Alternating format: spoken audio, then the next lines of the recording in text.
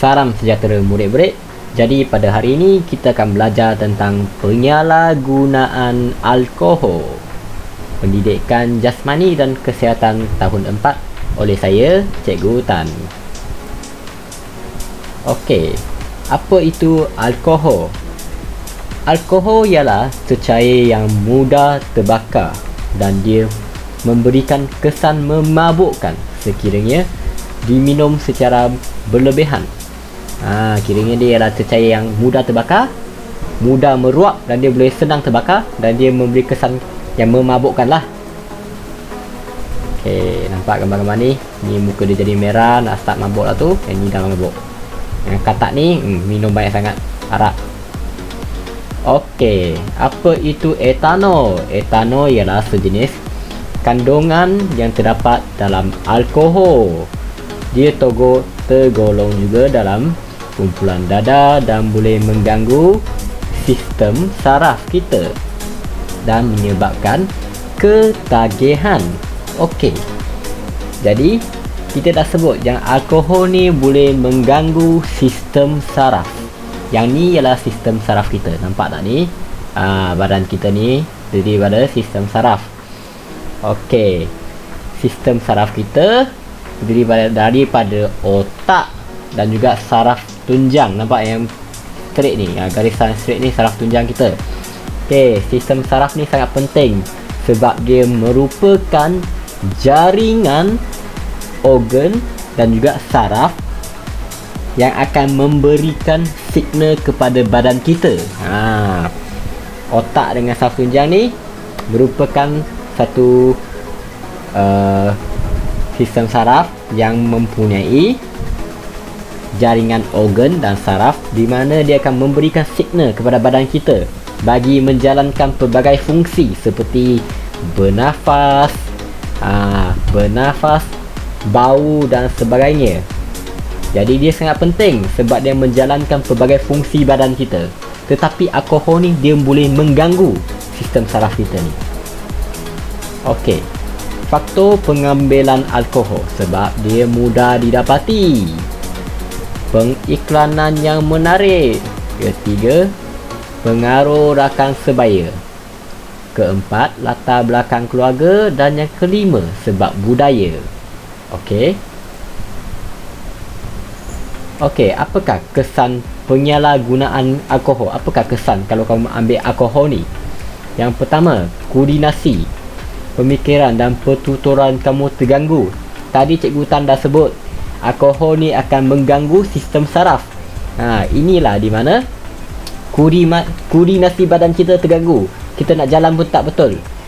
Pemikiran, nak fikir pun dah melayang, tak tahu nak fikir apa. Dia tak tentu, kabur.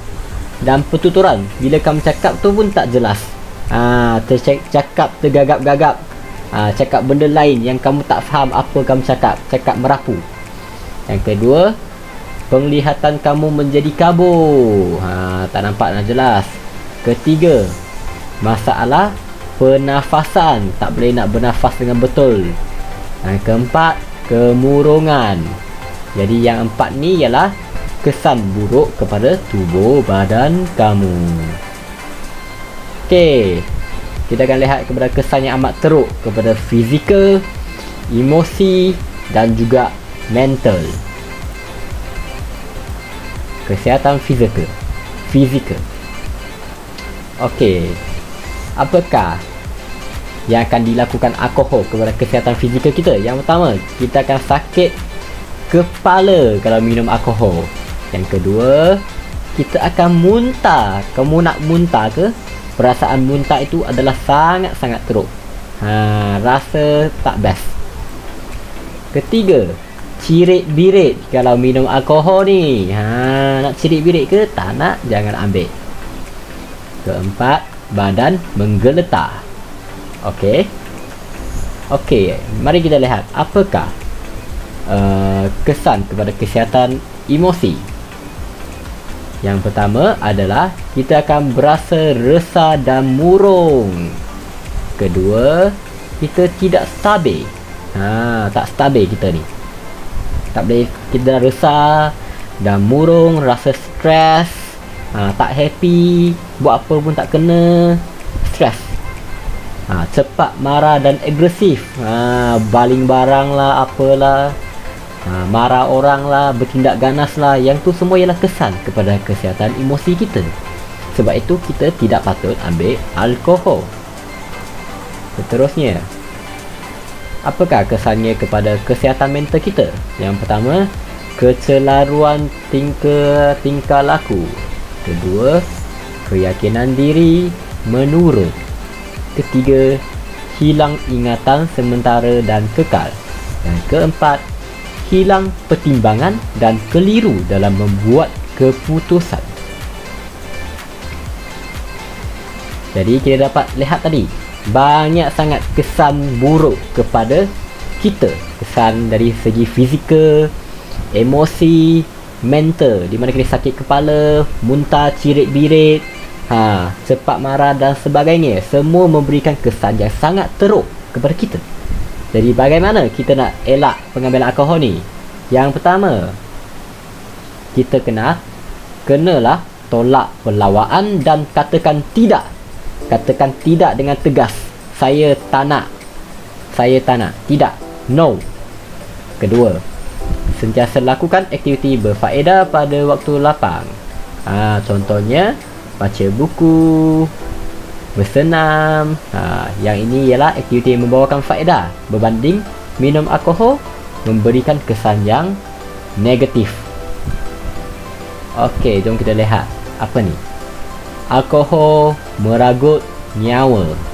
Ya, alkohol ni telah pun meragut banyak nyawa kepada orang yang tidak bersalah. Faham?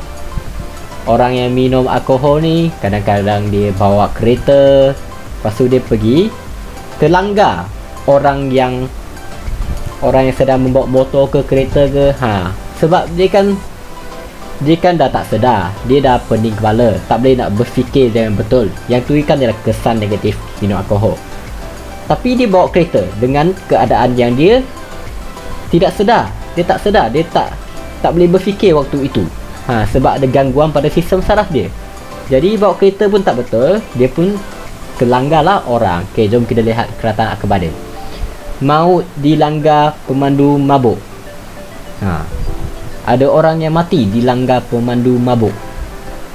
Gara-gara orang tu mabuk, ambil alkohol, orang lain pula mati. Keratan akibat kedua, 2 sahabat maut motosikal dirempur pemandu mabuk.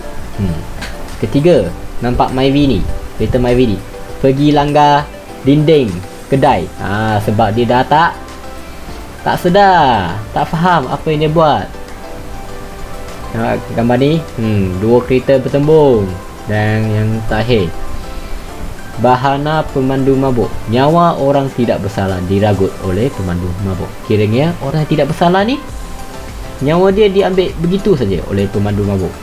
Jadi kita kena ada kesedaran bahawa kita jangan ambil alkohol ni, sebab dia tidak baik. Dia boleh menyebabkan kematian orang lain juga selain menyusahkan diri kita. Faham? Okey, jauhilah alkohol. Jangan dekat dengan alkohol. Jauhilah alkohol kerana ia banyak mendatangkan kesan yang buruk daripada baik. Dan sekiranya anda terjerumus dalam kancah pengambilan alkohol ini, dapatkan bantuan daripada ibu bapa, doktor dan kaunselor. Kalau kamu nak berubah, jangan malu dan terus dapatkan bantuan. Mereka tak akan marah. Dapatkan bantuan je. Reach out for them. Okay? Okay, jadi ini saja pada hari ini. Sekian, terima kasih. Cikgu Tan harap bermanfaat. Jauhilah alkohol. Sentiasa lakukan aktiviti yang berfaedah.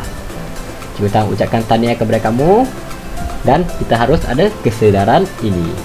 Sekian, terima kasih.